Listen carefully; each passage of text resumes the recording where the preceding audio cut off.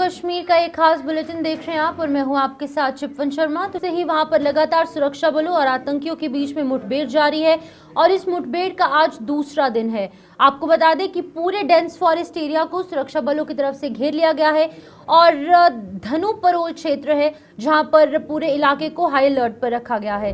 Search operation तेज किया गया है और पूरे एरिया को कॉर्डन ऑफ भी कर दिया गया है। आपको पूरी जानकारी दे दें कि कल जो है इनपुट्स के आधार पर वहां पर सर्च ऑपरेशन चलाया गया और सर्च ऑपरेशन एक एनकाउंटर में तब्दील हो गया। जब आतंकियों ने देखा कि अब वो घिर सकते हैं, उनकी तरफ से मूवमेंट की गई और इस मूवमेंट के तहत सुरक्षा बलों की तरफ से भी पूरा रिटेलिएटरी अटैक किया गया। इसके बाद देर शाम को आईजीपी जम्मू भीमसेन तूती की तरफ से भी इसको लेकर ऑफिशियल इंफॉर्मेशन दी गई। उन्होंने अपने ऑफिशियल एक्स अकाउंट पर इसकी जानकारी साझा की। एसओजी की टीम्स, सुरक्षा बल और जम्मू कश्मीर पुलिस संयुक्त एक ऑपरेशन लगातार चलाया जा रहा है कठुआ के इस घने जंगल के इलाके में। फिलहाल आपको बता दें कि अतिरिक्त सुरक्षा बल भी वहां पर तैनात किए गए हैं और आतंकियों को निष्प्रभावी करने में लगातार सुरक्षा बल जुटे हुए हैं। हालांकि खबरें ये भी हैं कि आधुनिक हथियारों से लैस ये आतंकी लगातार जम्मू कश्मीर के अलग अलग इलाकों के अंदर दहशत फैलाने की कोशिश में थे, लेकिन अब क्योंकि ये सुरक्षा बलों के रडार पर आ चुके हैं, अब इनका सफाया होना तय है और बहुत जल्द इनको जो है न्यूट्रलाइज भी कर दिया जाएगा। उम्मीद यही है क्योंकि लगातार वहां पर सर्च ऑपरेशन चलाया जा रहा है। हर एक जंगल का इलाका, हर एक पहाड़, हर एक घना पेड़ जो है खंगाला जा रहा है ताकि इन तक पहुंचा जा सके। फिलहाल कठुआ जिले के कमाद नाले के जंगल के अंदर सुरक्षा बलों और आतंकवादियों के बीच में मुठभेड़ के बाद बड़े पैमाने पर तलाशी और सर्च ऑपरेशन चलाया जा रहा है, जहां पर सुरक्षा बलों और आतंकियों के बीच में गोलीबारी हुई और इसके बाद ये अभियान जारी है। आज दूसरा दिन है जहां पर धनु परोल इलाके में बुधवार दोपहर के समय एक हथियारबंद संदिग्ध को देखा गया और इसके तुरंत बाद पूरे क्षेत्र में तलाशी अभियान को तेज कर दिया गया। इसी सर्च ऑपरेशन के दौरान सुरक्षा बलों और छिपे हुए आतंकियों के बीच में मुठभेड़ शुरू हो गई और जम्मू कश्मीर पुलिस ने यह भी बताया है कि इलाके के अंदर कड़ी नजर रखी जा रही है। वहां पर क्या कुछ सिचुएशन है, स्थिति क्या कुछ है, इस पर भी पैनी नजर है।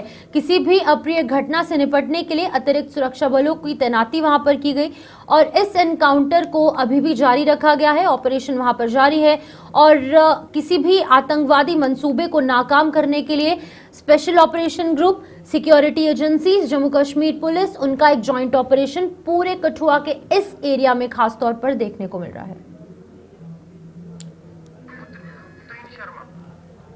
तो हमारे साथ जिला कठुआ से उत्तीरण शर्मा हमारे संवाददाता ज्वाइन कर चुके हैं, उनसे जानेंगे क्या कुछ अपडेट है। उत्तीरण, एक बार फिर से अपडेट दीजिएगा क्योंकि कल देर शाम से लगातार एनकाउंटर देखने को मिल रहा है। किस तरीके की अपडेट अभी फिलहाल सामने आ रही है? शिपन, जिस तरह से हमने पहले बताया था कि गोलीबारी जो है वो लगातार चल रही थी, तो अभी कुछ देर पहले ही गोलीबारी वहां रुकी है, आवाज आना बंद हुई है और अभी भी वहां पर पूरे एरिया को कॉर्डन कर लिया गया है। पूरा सर्च ऑपरेशन चलाया जा रहा है। इंडियन आर्मी वहां पर मौजूद है, एसओजी वहां पर मौजूद है, तमाम फोर्सेस वहां पर मौजूद है। और एक और बात निकल के आ रही है जो सोर्सेस के हवाले से ये आ रही है कि शायद ऐसा हो सकता है कि क्या पता ये आतंकवादी जो है रात के घने अंधेरे में और कोहरे में वहां से निकलने में सफल हुए होंगे। ये अंदाजा लगाया जा रहा है क्योंकि जिस तरह मैंने आपको बताया कि यहाँ पर OGWs का बहुत अहम रोल है, वही इन आतंकवादियों की मदद करते हैं और यही आशंका जताई जा रही है क्योंकि अब जो गोलीबारी है वो हमारी तरफ से ही चल रही है, दूसरी तरफ से जो है वो कोई फायर के जो है ना राउंड चल रहे हैं और ना ही कोई दूसरी तरफ से कोई आवाज आ रही है। सिर्फ हमारी तरफ से फायर जो है वो चल रहा है। हालांकि हमारी फोर्सेज जो है वो आगे बढ़ रही है, पहले काफी पीछे थी,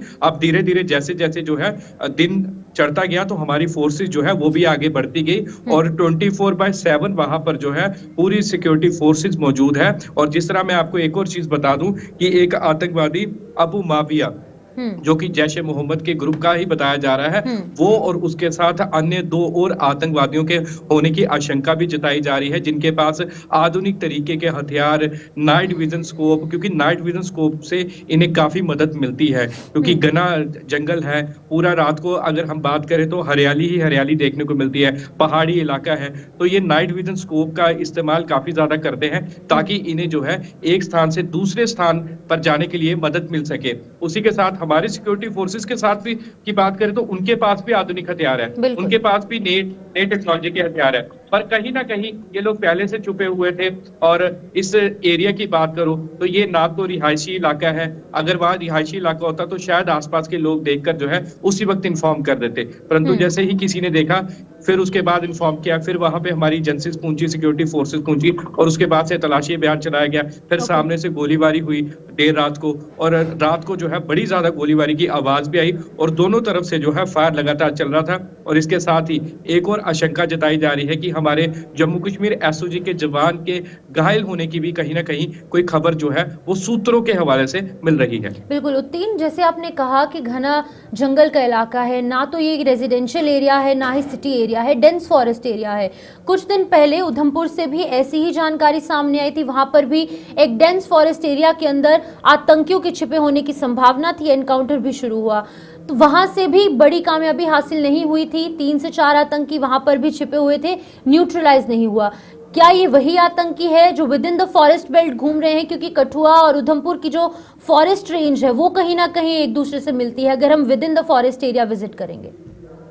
शिपन, आपने बात बिल्कुल सही कही है कि ये बेल्ट पूरी मिलती है और ये ट्रेडिशनल रूट भी माना गया है आतंकवादियों के एक जगह से दूसरे जगह पलायन करने का। जिस तरह आपने उधमपुर की बात की, उधमपुर में भी कामयाबी हासिल नहीं हो पाई, और जिस तरह आपने ये भी बोला कि घने जंगल है और इन्हीं घने जंगलों का सहारा लेकर जो है ये आतंकवादी आगे बढ़ते हैं। पर इसमें सबसे महत्वपूर्ण भूमिका जो है वो रहती है ओजीडब्ल्यूज की, क्योंकि ओजीडब्ल्यूज अगर ना हो तो ये कुछ भी नहीं कर पा सकते। ये एक स्थान से दूसरे स्थान के कुछ कदम नहीं चल पाते क्योंकि इन्हें पूरा रास्ता नहीं पता होता है। हालांकि इनके पास मैप्स भी होते हैं, पर फिर भी ओजीडब्ल्यूज के कारण ही हमें सुनने में ये भी आया है कि जो सूत्र सोर्सेज बता रहे हैं कि उधमपुर के भी कुछ ओजीडब्ल्यूज से जो है वो पूछताछ चल रही है कि शायद ये वही ओजीडब्ल्यूज है जिन्होंने इन आतंकवादियों को रास्ता बताया होगा। और अब ये आतंकवादी जो है ये धन्नू परोल जो माडली के पास जो कमद नाला पड़ता है वहां पर पहुंचे हैं।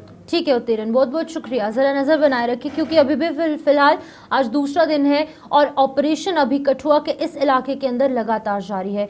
बात यहाँ पर ओजीडब्ल्यूज की हो रही है। ओजीडब्ल्यूज जो है वो लगातार लॉजिस्टिक सपोर्ट उन लोगों तक पहुंचा रहे हैं और अब इनसे भी पूछताछ हो रही है। उम्मीद है कि जहां पर इन टेररिस्ट को न्यूट्रलाइज किया जाएगा, एक नेटवर्क जो ओजीडब्ल्यूज का है वो भी बहुत जल्द तोड़ा जाएगा।